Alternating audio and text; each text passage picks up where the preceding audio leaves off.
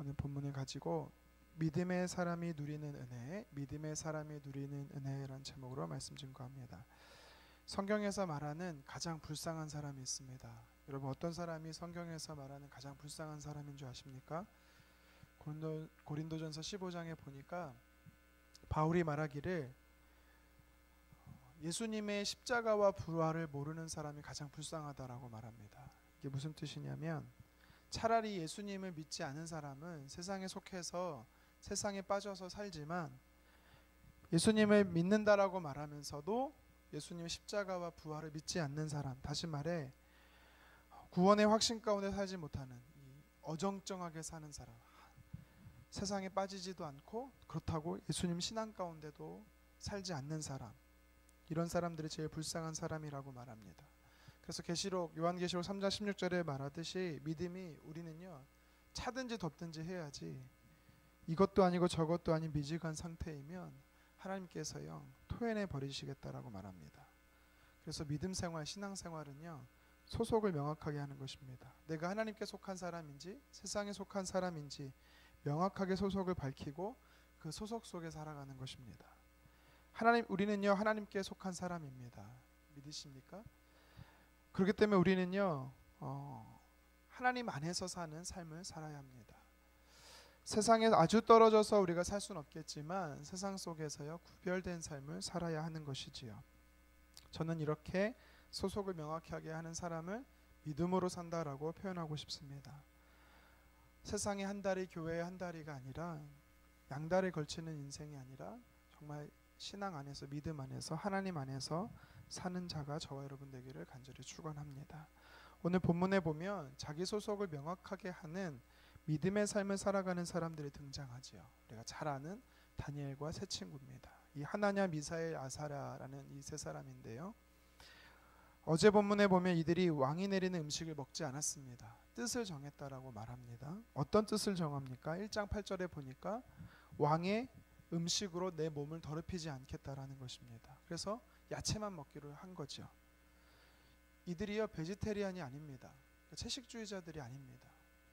먹는 것으로 몸이 더러워지겠냐 여러분 생각하실 수 있겠지만 그렇지가 않습니다.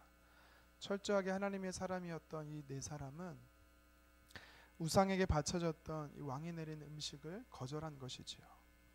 세상에 물들어 살지 않겠다라고 그들은 결정한 것입니다. 사회생활하다 보면 이렇게 말하는 사람이 있습니다. 상사로부터 바이어들로부터 이 관계하다 보면 술을 안 마실 수가 없다. 물론 아주 틀린 말은 아니지요. 하지만 그렇다고 맞는 말도 아닙니다.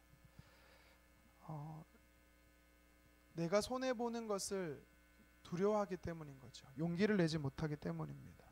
제가 신학대학원을 가기 전에 짧지만 1년 정도 사회생활을 해본 적이 있습니다. 여러분들 앞에서 제가 사회생활 한다는 것 자체가 말하기가 좀 부끄럽긴 하지만 제가 제일 직급이 낮은 상태에서 일을 했습니다. 한 20여 명 정도 되는 공동체에서 일을 했는데 이 상사가 참 성품이 제가 볼 땐 좋지가 않아요. 뭐라고 말하냐면 저 때문에 예배 드리는 시간에 회식을 항상 잡는다라고 말했습니다. 수요일 저녁, 금요일 저녁, 월화 목요일도 있는데 하필 꼭 수요일 저녁, 금요일 저녁에 잡는 것입니다. 교회 간다고 이제 제가 빠질 수가 없는 거예요. 공동체에 속해 있다 보니까, 회사에 속해 있다 보니까 일하는 곳에 사람들에게 술잔을 들고 건배를 요청합니다. 그럼 저는 물론 술잔은 받지만 저는 그래도 콜라잔을 들고 건배를 합니다. 참 제가 생각해도 어처구니 없는 거죠. 그러다 보면 세상 말로 이제 쿠사리를 줍니다. 그런데 이 사람이 한 잔, 두 잔 술이 취하다 보면, 술기가 올라오면 자기를 무시했다라고 이제 욕을 하기 시작하는 거지요. 고래고래 소리를 지르기도 하다가 이제 때리기도 하는 것입니다. 제가 사실 저희 부모님께도 맞지 않았는데 다 큰 20대 청년이 뺨을 맞고 몸을 맞는 거죠. 제가 그때 이런 말을 했습니다. 왜 자꾸 술을 안 먹냐? 술 먹는 게 죄냐? 그러길래 죄는 아니지만 제 신념을 지켜 먹지 않습니다라는 말을 했습니다. 이 말이 더 불난 집에 부채질하는 기름을 끼얹는 것이죠. 그러다가 이렇게 저를 구박하던 여러 사람 중에 한 분이 조용히 저를 부릅니다. 그러면서 하시는 말씀이, 그분 역시 술이 잔뜩 취한 상태로 이렇게 말합니다. 자기가 은퇴하면 교회를 세울 건데 당신이 와서 너가 와서 교회를 맡아줘라 하는 겁니다. 참 진심인지 거짓인지 모르겠지만 결국 술자리 문화가요 바뀌었어요. 영화 관람하는 문화로, 취미 스포츠 문화로 바뀌었던 것이 기억이 납니다. 믿음으로 산다는 건요 결단하는 겁니다. 다니엘과 세 친구처럼 뜻을 정하는 겁니다.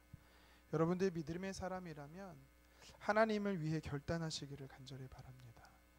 신앙을 지키기 위해 결단하십시오. 손해볼 각오를 하고 결단이 우리에게 필요한 것입니다. 신사참배 앞에서 신앙을 지키기 위해 주기철 목사님은 자신의 삶을 결단했습니다. AD 313년에 로마가 기독교로 공인되기 전에 이 갑바도기아라는 곳에 가면 지하 땅굴이 있습니다.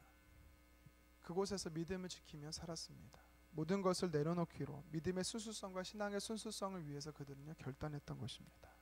다니엘과 세 친구들이 단순히 음식을 먹지 않기로 결단한 것이 아닙니다. 그들은 삶을 결단했던 것입니다. 이것이 바로 믿음의 삶인 것이지요. 믿음에 결단하며 살아간 이 네 사람에게는요 하나님이 주신 은혜가 오늘 성경에 보니까 여럿 있습니다. 첫 번째는 무엇이냐면 하나님의 다 통틀어서 이걸 하나님의 은혜라고 표현하는데요. 하나님 주신 첫 번째 은혜가 뭐냐면 하나님의 일하심을 몸소 체험했던 것입니다. 1장 15절에 보니까 이들이 열흘 동안 야채만 먹었다라고 성경은 말합니다. 그런데 결과가 어떻습니까? 정말 왕의 진미를 먹었던 사람들보다 성경은요 더 얼굴이 아름답고 살이 윤택해졌다라고 말합니다. 포동포동 살쪘다라는 거죠. 야채만 먹고. 야채와 물이 영양분이 많아서가 아니지요. 영양분이 없는 것을 우리가 누구보다 잘 알지만 이것은 우리에게 무엇을 도전하냐면 하나님의 사람들이 결단하며 기도했더니 하나님께서 그 기도를 응답하셨다라는 것입니다. 하나님께서는요 믿음으로 결단한 자들의 기도를 들으십니다. 그래서 하나님은 이 네 사람에게, 다니엘을 포함한 이 네 사람에게 놀라운 일을 경험하게 하신 것이지요. 믿음의 결단하는 자들, 믿음의 결단으로 사는 하나님의 사람들에게는 주님의 은혜가 반드시 있습니다. 계속해서 성경을 보면 두 번째 하나님의 은혜가 나오는데 그것이 뭐냐면 높이시는 은혜입니다. 19절 말씀을 같이 한번 읽도록 하겠습니다. 왕이 그들과 함께 보매 무리 중에 다니엘과 하나냐와 미사엘과 아사랴와 같은 자가 없으므로 그들을 왕 앞에 서게 하고. 아멘. 20절도 보면 20절에 하나님께서요 이들을 세우시는데 무려 다른 사람들보다 하나님 베푸신 능력이 10배나 많다라고 성경은 이야기하고 있습니다. 야채와 물만 먹었던, 열흘 동안 야채와 물만 먹었던 이들이요 환관장, 자신들을 관리감독하던 환관장 앞에 섰을 때 더 얼굴이 살이 찌고 윤택해진 것을 보면서 그들이요 계속해서 야채와 물만 먹었다라고 말합니다. 얼마 기간 동안 이렇게 했을까 살펴보니까요 왕 앞에 서기 위해서는 최소 3년의 시간을 훈련받는다라고 합니다. 그러니까 이 사람들이 최소 3년을 그들은요 왕의 진미를 거절하고 야채만 먹었다라는 겁니다. 이렇게 3년의 시간을 뜻을 정하고 그들이 왕 앞에 섰을 때 수많은 사람들이 각 민족의, 이 당시 바벨론이 엄청난 땅을 지배하고 있었기 때문에 많은 사람들이, 소년들이 왕 앞에 섰을 것인데 유독 오늘 성경은 뭐라고 말하고 있냐면 다니엘과 그 세 친구들이 유독 왕 앞에 서게 되고 그들이 높아진 것을 보게 됩니다. 쉽게 생각하면 시험을 쳤는데 이 네 사람이 1등부터 4등까지, 수석부터 차석까지 쭉 석권했다라는 것을 성경은 이야기하고 있는 것입니다. 이렇게 뜻을 정하여 사는 삶, 믿음의 삶을 사는 자에게 하나님께서는요 높이시는 은혜를 우리는 기억해야 될 것입니다. 고린도전서 1장 27절에 보면 하나님께서는 세상에 미련한 것들을 택하사 지혜 있는 자들을 부끄럽게 하시고 약한 것들을 택하사 부한 자들을 부끄럽게 하신다라고 성경은 우리에게 도전하고 있습니다. 나라가 망하고 전쟁의 포로로 끌려갔을 때 삶에 무너지는 하늘이 무너지는 것 같고 삶의 치욕과 고통이 그들의 삶 안에 있었지만 하나님께서는요 그 가운데도 믿음으로 사는 자들을 통해서 대바벨론 제국에 세우시고 높이시는 은혜를 경험했던 것입니다. 오늘 본문을 살펴보면 하나님께서 믿음으로 사는 자에게 주시는 마지막 은혜가 한 가지 더 있습니다. 그것이 뭐냐면 믿음으로 사는 자에게는 하나님의 약속을 성취받는다라는 것입니다. 우리 21절을 다 같이 한번 읽어보도록 하겠습니다.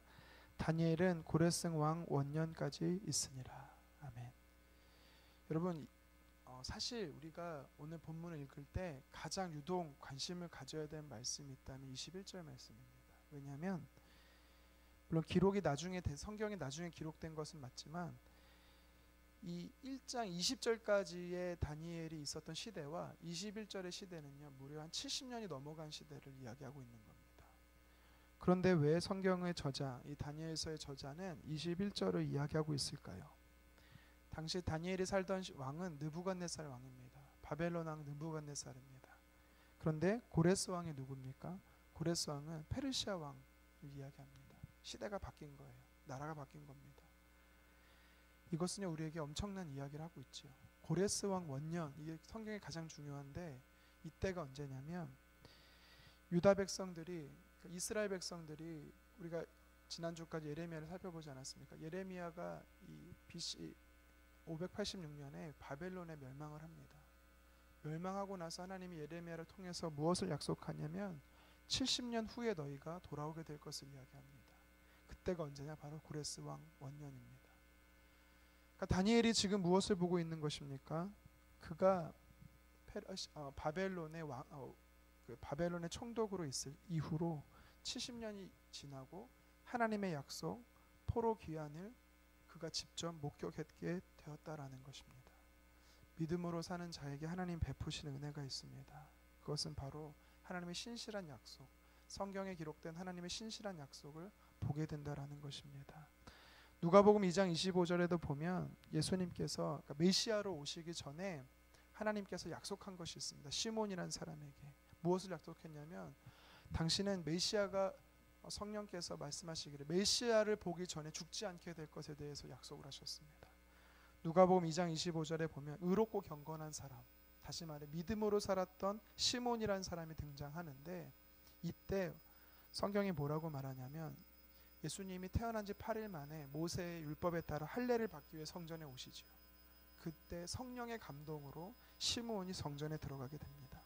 이렇게 고백합니다. 주제여 이제는 말씀하신 대로 종을 평안히 놓아주시는도다. 내 눈이 주의 구원을 보았사오니 이는 만민 앞에 예비하신 것이요 이방인 비추는 빛이요 주의 백성 이스라엘 영광이니이다 하니. 무슨 뜻입니까?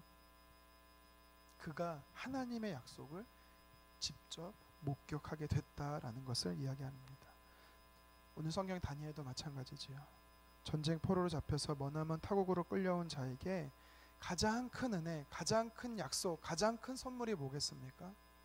포로가 포로 생활을 회복해서 다시 본국으로 돌아가는 것이 하나님의 약속인 것이요. 회복을 허락하는 것을 그가 경험하게 된 것입니다.